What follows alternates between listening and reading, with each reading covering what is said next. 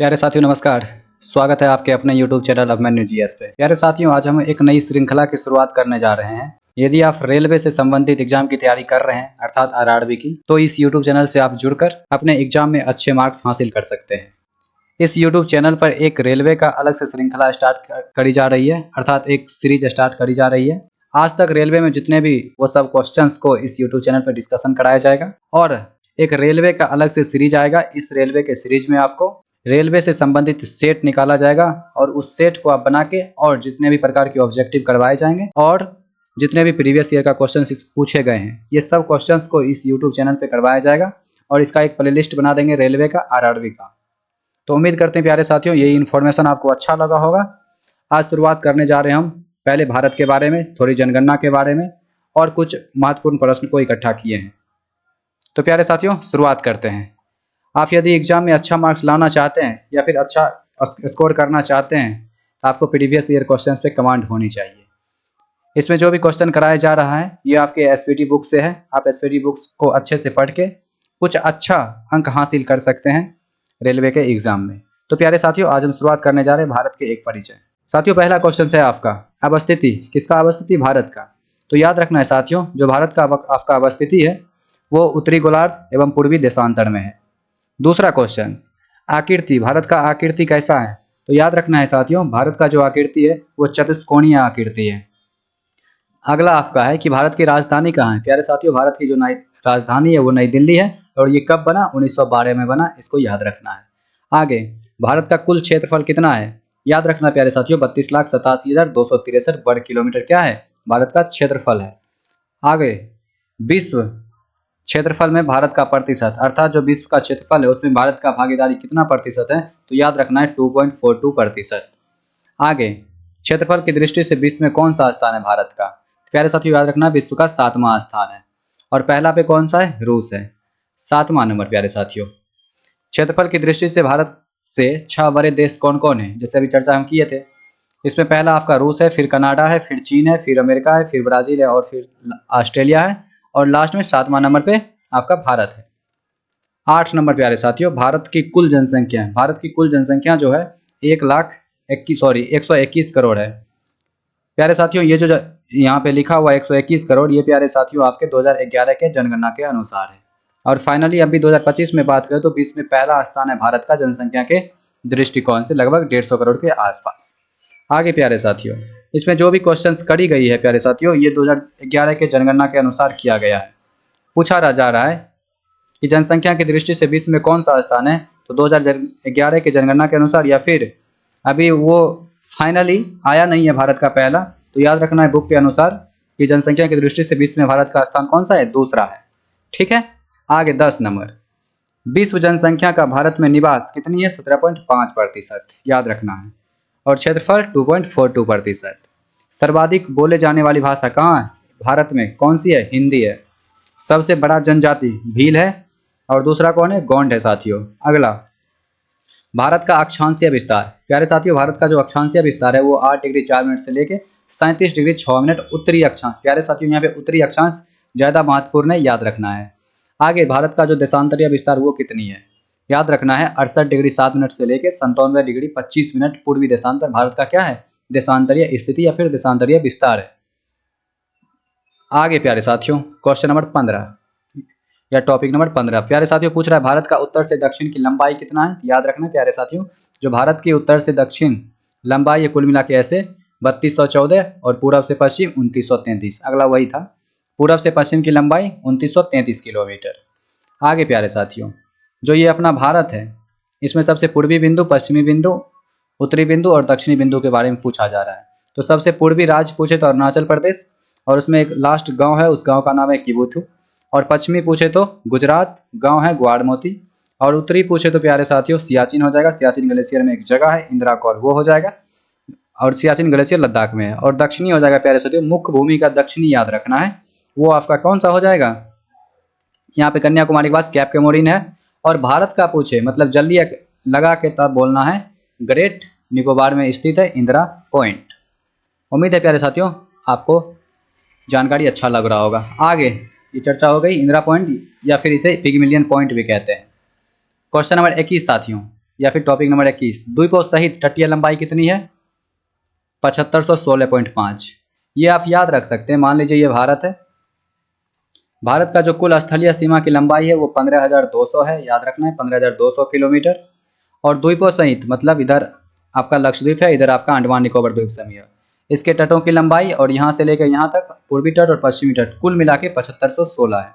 सिर्फ और सिर्फ मुख्य भूमि का तटीय पूछे तो 6100 किलोमीटर याद रखना है, और द्वीपों सहित पूछे मुख्य भूमि का कुल तटीय लंबाई तो 7516.6 किलोमीटर है। उम्मीद करते प्यारे साथियों आपको जानकारी अच्छा लग रहा होगा। आगे प्यारे साथियों आपका है मुख्य भूमि का दक्षिणी बिंदु क्या है? कन्याकुमारी, बता ही दिए थे, ये भी हो गई थी। और ये याद रखना है साथियों कि दक्षिणी बिंदु जो है भूमध्य रेखा से कितनी दूरी है? 876 किलोमीटर। इसकी चर्चा कर चुके हैं। 15,200 किलोमीटर, 6100 किलोमीटर। आगे साथियों भारतीय मानक समय रेखा, यहाँ पे 82.5 डिग्री होगा साथियों। 82.5 डिग्री पूर्वी देशांतर कहाँ से गुजरती है? ये प्यारे साथियों प्रयागराज के नैनी से गुजरती है, याद रखना है। और प्रयागराज कहाँ पे है? यूपी में है। आगे 82.5 डिग्री पूर्वी देशांतर रेखा कितने राज्यों से होकर गुजरती है? तो वो प्यारे साथियों 5 राज्य हो जाएगी, याद रखना है। भारतीय मानक समय तथा ग्रीनविच समय के बीच अंतर कितना है? 5.5 घंटा आगे है। आगे अभी वर्तमान में 2025 में प्यारे साथियों भारत में कुल राज्यों की संख्या 28 और कुल केंद्र शासित प्रदेश की संख्या 8। ठीक। आगे सर्वाधिक राज्यों की सीमा को छूने वाला राज्य कौन सा राज्य है? उत्तर प्रदेश है, और कुल कितने राज्यों को टच करती है? 8 राज्यों के साथ ही। अगला क्वेश्चन आपका है समुद्र तट से लगे राज्यों की संख्या 9। याद रखना है जो आपका समुद्र तट से लगे राज्य की चर्चा हो रहा है, मतलब पूर्वी तट और पश्चिमी तट, इधर टोटल 4 हो जाएगा, इधर टोटल 5, 5 + 4 9। आपका यहाँ पे हो जाएगा, पहले गुजरात हो जाएगा, फिर महाराष्ट्र हो जाएगा, फिर गोवा हो जाएगा, फिर कर्नाटक, फिर केरल, इधर 5 हो जाएगा और इधर 4। तमिलनाडु हो जाएगा, आंध्र प्रदेश हो जाएगा, उड़ीसा हो जाएगा और लास्ट में पश्चिम बंगाल हो जाएगा। कुल मिला के 5 + 4 9। आगे प्यारे साथियों सबसे लंबी तट रेखा वाला राज्य गुजरात, मतलब समुद्र से सबसे ज्यादा किस राज्य की सीमा या फिर तट लगती है तो वो हो जाएगा आपका गुजरात। और सबसे छोटा साथियों गोवा हो जाएगा। आगे साथियों प्रादेशिक जल सीमा की लंबाई कुल कितनी होती है? 12 समुद्री मील, याद रखना है, अर्थात 12 नॉटिकल मील, और 1 नॉटिकल मील में 1.852 किलोमीटर होता है साथियों, आपको याद रखना है 1 नॉटिकल मील में। आगे साथियों आपका है जस्ट अभी देखे ही थे, 1 समुद्री मील में कितना प्यारे साथियों यहाँ पे पॉइंट होगा 1.852 किलोमीटर। आगे भारत के मध्य से होकर गुजरने वाली रेखा कौन सी रेखा है? कर्क रेखा है, और इसे कहते हैं 23.5 डिग्री नॉर्थ भी प्यारे साथियों कहते हैं। आगे ये जो कर्क रेखा है साथियों ये भारत के कुल मिला के 8 राज्यों से गुजरती है। वो राज्य कौन कौन से हैं? आपका गुजरात हो जाएगा, राजस्थान हो जाएगा, मध्य प्रदेश, छत्तीसगढ़, झारखंड, पश्चिम बंगाल, त्रिपुरा और मिजोरम। इस प्रकार कुल मिला के 8 राज्य हैं जो भारत के बीचों बीच से गुजरती है। सॉरी, ये 8 राज्य हैं, इस 8 राज्यों से कर्क रेखा गुजरती है। कहने का मतलब कर्क रेखा भारत के 8 राज्य से होकर गुजरती है। 8 राज्य वो नाम बता दिए हैं। आगे साथियों आपका है आगे है सर्वाधिक नगरीकृत राज्य कौन सा है? वो आपका महाराष्ट्र हो जाएगा। न्यूनतम नगरीकृत राज्य कौन सा हो जाएगा? हिमाचल प्रदेश हो जाएगा। सर्वाधिक वनाच्छादित राज्य मतलब सबसे ज्यादा वन किस राज्य में? वो आपका मध्य प्रदेश हो जाएगा। सबसे न्यूनतम वनाच्छादित राज्य, सबसे कम वन किस राज्य में? वो आपका हरियाणा हो जाएगा। आगे संपूर्ण भारत में सर्वाधिक वर्षा कहाँ पे होती है? याद रखना है मौसिन राम में होती है, अर्थात मेघालय में मौसिन राम है। न्यूनतम वर्षा कहाँ पे होती है? लेह में होती है। और लेह कहाँ पे है? लद्दाख। लद्दाख की राजधानी वैसे लेह है साथियों। सबसे प्राचीन पर्वत कौन सा है? याद रखना है अरावली सबसे प्राचीन पर्वत है। आगे प्यारे साथियों कुछ महत्वपूर्ण क्वेश्चन 2011 के जनगणना से संबंधित है, इसको देख लेते हैं। भारत में पहली जनगणना की शुरुआत कब हुई थी? याद रखना 1872 में हुई थी, और उस टाइम का जो वायसराय था वो लॉर्ड मेयो था। तो लॉर्ड मेयो के कार्यकाल में क्या हुई थी? भारत में पहली जनगणना हुई थी, और कब हुई थी? 1872 में हुई थी। आगे साथियों आपका है देश में नियमित जनगणना की शुरुआत कब हुई? याद रखना 1881 से हुई है, और उस टाइम वायसराय कौन था? लॉर्ड रिफन था। तो कह सकते हैं लॉर्ड रिफन के कार्यकाल में देश में नियमित जनगणना की शुरुआत 1881 में हुई थी। आगे साथियों स्वतंत्र भारत की पहली जनगणना कब हुई थी? याद रखना है 1951 में। स्वतंत्र भारत कहने का मतलब हम अंग्रेज का गुलाम थे, और जब अंग्रेज की गुलामी की जंजीर से हम छूटे थे तो उसे स्वतंत्र भारत कहते हैं। 15 अगस्त 1947 को, 15 अगस्त 1947 के बाद जो पहली जनगणना हुई थी वो 1951 में हुई थी। अगला जनगणना का महान विभाजक वर्ष कौन है या फिर कब? तो 1921। आगे साथियों जनगणना से संबंधित अनुच्छेद मतलब जनगणना की चर्चा हमारे भारतीय संविधान में किस अनुच्छेद में करी गई है? याद रखना अनुच्छेद 246 246 साथियों। अगला है साथियों आपका 52 नंबर। जनगणना जो विषय है वो हमारे भारतीय अनुसूची में किस में चर्चा की गई थी? याद रखना है हमारे भारतीय संविधान में कुल मिला के 395 अनुच्छेद है, 22 भाग है और 12 अनुसूची है। तो 12 अनुसूची में जो 7वां अनुसूची है आपका, उसमें किस चीज़ की चर्चा की गई है? जनगणना की। और सूची भी प्यारे साथियों कई प्रकार की होती है, संघ सूची, राज्य सूची, संवर्ती सूची और अपशिष्ट सूची। जो आपका संघ सूची है उसमें किसकी चर्चा की गई है? जनगणना की चर्चा की गई है। अगला साथियों आपका है कि जनगणना की अवधि कितने वर्ष की होती है, मतलब जनगणना जो होती है कितने सालों पे होती है? तो याद रखना 10 वर्ष पे होती है। अगला साथियों आपका है जनगणना या फिर जनसंख्या का अध्ययन क्या कहलाता है? तो याद रखना बहुत ही महत्वपूर्ण है, डेमोग्राफी या फिर जनानकी कहलाता है साथियों। 55 नंबर साथियों आपका है 2011 की जनगणना का क्रम क्या है? देश की 15वीं तथा स्वतंत्र भारत की 7वीं है साथियों। 2011 की जनगणना क्या है? देश की 15वीं हो जाएगी और स्वतंत्र भारत की 7वीं हो जाएगी। 2011 का जनगणना का आदर्श वाक्य क्या था साथियों? हमारी जनगणना हमारा विषय। अगला है आपका जनगणना का शुभंकर, ये क्या है? मतलब परगण शिक्षिका होगी। अगला है साथियों आपका प्रथम जनगणना कमिश्नर कौन था? याद रखना है डब्ल्यू फ्लाडेन था। अगला साथियों स्वतंत्र भारत के प्रथम जनगणना आयुक्त कौन थे? तो याद रखना है R.A. गोपालास्वामी था। कब? 1949 से लेकर 53 तक। आगे साथियों 2011 के जनगणना का आयुक्त कौन था? तो याद रखना है श्री चंद्रमौली। पहली बार जाति आधारित जनगणना कब हुई थी साथियों? तो याद रखना है 1931 में। विश्व जनसंख्या दिवस कब मनाई जाती है साथियों? विश्व जनसंख्या दिवस 11 जुलाई को मनाई जाती है। तो प्यारे साथियों इसमें कुल मिला के शायद 119 के आसपास क्वेश्चन है। तो प्रयास कीजिए कि 119 क्वेश्चन में कितना क्वेश्चन आपका सही होता है, जरूर कमेंट में मैसेज कीजिएगा कि मेरा इतना सही है, इतना में। तो कुल जनसंख्या प्यारे साथियों 2011 के जनगणना के अनुसार इसकी चर्चा किए थे 121 करोड़। आगे प्यारे साथियों भारत में विश्व जनसंख्या का भाग 17.5, इसको भी देख लिए थे। तो यही 2011 के जनगणना के अनुसार पुरुष जनसंख्या कितना था? 62.32 करोड़ अर्थात 51.74%। महिला जनसंख्या 58.75 करोड़ अर्थात 48.53%। दशकीय वृद्धि कितना था? 17.7%। कुल साक्षरता दर बहुत महत्वपूर्ण है प्यारे साथियों, कुल साक्षरता दर 73%। कुल साक्षरता दर 73% और पुरुष साक्षरता दर साथियों 80.9% और महिला साक्षरता दर 64.6%। साथियों याद रखना है कि दशकीय जो वृद्धि था वो 17.7% था, कुल साक्षरता दर 73% था और पुरुष साक्षरता दर 80.9%, महिला साक्षरता दर 64.6%। लिंगानुपात कितना था? मतलब 1000 पुरुष पे 943 प्यारे साथियों महिला था। आगे जनसंख्या घनत्व कितना था? 382 व्यक्ति 1 किलोमीटर अर्थात 382 व्यक्ति पर किलोमीटर। सर्वाधिक लिंगानुपात केरल प्यारे साथियों कितना था? 1084। अगला है न्यूनतम लिंगानुपात हरियाणा में 879। अगला सर्वाधिक केंद्रशासित लिंगानुपात पुदुचेरी। न्यूनतम केंद्रशासित प्रदेश लिंगानुपात दमन एवं द्वीप था आपका। सर्वाधिक जनसंख्या घनत्व जो था प्यारे साथियों आपका अपना बिहार है, जिसकी राजधानी पटना। न्यूनतम जनसंख्या घनत्व अरुणाचल प्रदेश में सोचिए 1 किलोमीटर में मात्र 17 लोग और बिहार में 1 किलोमीटर में कितना? 1106 लोग।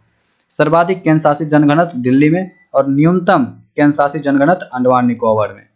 सर्वाधिक जनसंख्या जो था प्यारे साथियों उत्तर प्रदेश में था और न्यूनतम जनसंख्या जो था वो सिक्किम में था। और सर्वाधिक केंद्रशासित प्रदेश में जनसंख्या जो है वो दिल्ली में सबसे ज्यादा है और न्यूनतम केंद्रशासित प्रदेश जनसंख्या कहाँ पे है? लक्षद्वीप, इसकी राजधानी कवारती है साथियों। अगला साथियों एकमात्र राज्य जहां जनसंख्या घटी वो कौन सी राज्य? नागालैंड, जिसकी राजधानी कोहिमा। सर्वाधिक साक्षरता अभी भी 2025 में भी है केरल 94%। न्यूनतम साक्षरता बिहार 61.8%।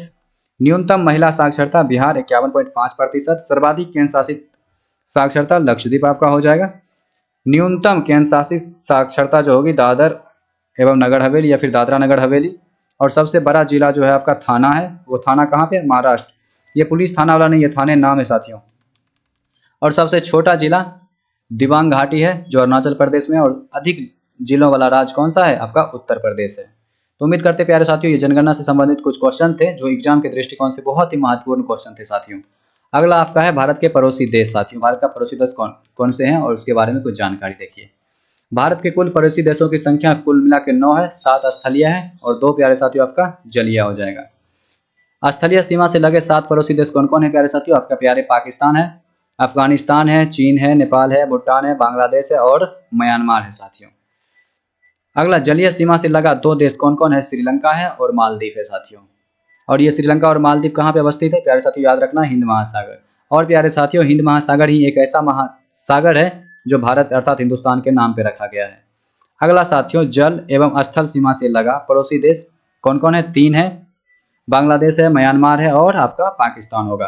अगला साथियों, भारतीय उपमहाद्वीप में सम्मिलित देश कौन कौन है? भारत है, पाकिस्तान है, बांग्लादेश है, नेपाल है और अंततः भूटान है। साथियों याद रखना है, बहुत ही महत्वपूर्ण है। अगला साथियों 99 नंबर, भारत को श्रीलंका से अलग करता है क्या चीज? उसका नाम है प्यारे साथियों पाक जलडमरू मध्य या फिर मन्नार की खाड़ी। 100 नंबर 100 भारत की सबसे लंबी अंतर्राष्ट्रीय सीमा किससे लगती है? बांग्लादेश के साथ। और कितनी साथियों? याद रखना है 4096 किलोमीटर। अगला साथियों 101 नंबर, भारत की सबसे छोटी अंतर्राष्ट्रीय सीमा याद रखना है अफगानिस्तान के साथ। और कितनी साथियों? 106 किलोमीटर। अगला, 3 तरफ से बांग्लादेश किस राज्य से घिरा? याद रखना है आपका त्रिपुरा है, 3 ओर से। एक त्रिपुरा ही ऐसा राज्य है जो 3 ओर से बांग्लादेश से घिरा है आपका। भारत का निकटतम समुद्री पड़ोसी देश कौन है? प्यारे साथियों याद रखना है श्रीलंका है। और दूसरा कौन है आपका? इंडोनेशिया है। इंडोनेशिया के सुमात्रा तथा ग्रेट निकोबार द्वीप को कौन अलग करता है? याद रखना साथियों आपका ग्रेट चैनल जो है इंडोनेशिया के सुमात्रा तथा ग्रेट निकोबार द्वीप को अलग करता है। अगला साथियों आपका है, भारत के पूर्व में स्थित पड़ोसी देश कौन सा है? याद रखना है पूर्व में बांग्लादेश है और आपका म्यांमार है। और भारत के पश्चिम में पड़ोसी देश कह सकते हैं कौन सा होगा? आपका पाकिस्तान। याद रखना है साथियों इस प्रकार, इधर पश्चिम में, इधर पश्चिम में पाकिस्तान और पूर्व में आपका इधर हो जाएगा नीचे बांग्लादेश, ऊपर हो जाएगा आपका म्यांमार और ऊपर मतलब नेपाल। उत्तर में कौन सा हो जाएगा? आपका नेपाल हो जाएगा, भूटान हो जाएगा, यहाँ पे नेपाल, भूटान और ऊपर में चीन हो जाएगा साथियों। इसमें कोई दिक्कत नहीं होगी। और नीचे दक्षिण में श्रीलंका हो जाएगा। ठीक, आगे, अफगानिस्तान की सीमा से लगा एकमात्र केंद्र शासित राज्य है कौन? वो लद्दाख हो जाएगा। और लद्दाख की राजधानी साथियों लेह होता है आपका। भारत पाकिस्तान के बीच की सीमा कौन सा है? वो याद रखना है रेड क्लिफ है। और इसका निर्धारण कब हुआ था? 15 अगस्त 1947 को। और कौन किया था? रेड क्लिफ किया था, जिसका पूरा नाम था सर जी रेड क्लिफ। आगे, भारत चीन की सीमा रेखा क्या कहलाती है? याद रखना है मैकमोहन रेखा। और इसका निर्धारण जो हुआ है 27 अप्रैल 1914 को हुआ है शिमला में। ठीक है साथियों। अगला है 112 नंबर, भारत पाकिस्तान के बीच सीमा कौन सा है? डुरंड रेखा हो जाएगा। और प्यारे साथियों यहाँ पे भारत और अफगानिस्तान के बीच भी प्यारे साथियों डुरंड रेखा ही याद रखना है।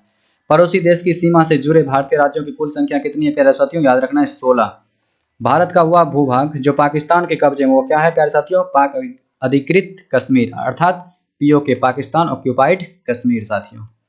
भारत एवं पाकिस्तान के बीच युद्ध विराम रेखा कौन सा है? नियंत्रण रेखा, जिसको कहते हैं LOC अर्थात लाइन ऑफ एक्चुअल कंट्रोल। याद रखना है प्यारे साथियों, मान लीजिए ये अपना ऊपर वाला है, एक साइड से इधर से पाकिस्तान कब्जा किए हुए है, इधर से चीन कब्जा किए हुए है। जो चीन कब्जा किए हुए उसको अक्साई चीन कहते हैं। और चीन अर्थात अक्साई चीन और भारत के बीच जो रेखा है उसको कहते हैं LAC, याद रखना है।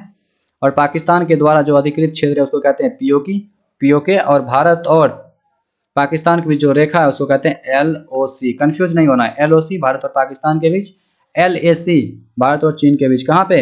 जम्मू कश्मीर कह सकते हैं। अर्थात जम्मू कश्मीर 2 भाग में बांट दिया आप, लद्दाख और आपका ये जम्मू कश्मीर। याद रखना है साथियों। आगे क्वेश्चन नंबर 116, नियंत्रण रेखा का निर्धारण कब हुआ था? 1972 में शिमला समझौता के तहत साथियों। अगला, केंद्र शासित प्रदेश लद्दाख में भारत अधिकृत एवं चीन अधिकृत क्षेत्र क्या कहलाते हैं? जस्ट हम देखे थे कि जो चीन के द्वारा कब्जा किया गया उसको क्या कहते हैं? अक्साई चीन कहते हैं। आदमपुर स्थित है कहाँ पे? भारत तथा श्रीलंका के मध्य। 3 बाघा कॉरिडोर को जोड़ता है कौन प्यारे साथियों? भारत और बांग्लादेश। उम्मीद करते हैं प्यारे साथियों ये आपका टोटल 119 क्वेश्चन प्यारे साथियों आपको समझ में आया होगा। प्यारे साथियों जरूर, हमें उम्मीद ही नहीं पूर्ण विश्वास है साथियों कि आपको ये 119 क्वेश्चन अच्छा लगा होगा। जरूर आप इस 119 क्वेश्चन को याद कर लीजिए। इससे आपको जरूर किसी भी एग्जाम की यदि आप तैयारी कर रहे हैं, खास करके यदि आप रेलवे की तैयारी कर रहे हैं, तो जरूर इससे आपको 1 या 2 क्वेश्चन देखने को मिलेगी। आने वाली अगले सीरीज में प्यारे साथियों रेलवे से संबंधित जो आपका एग्जाम में पूछा गया है या फिर जो पूछा जा सकता है, इससे संबंधित क्वेश्चंस को लाएंगे। यदि आप रेलवे की तैयारी करते हैं तो जरूर इस क्वेश्चंस को आप याद कर लीजिएगा। इस वीडियो में प्यारे साथियों यहीं तक, तब तक के लिए धन्यवाद। Thank you.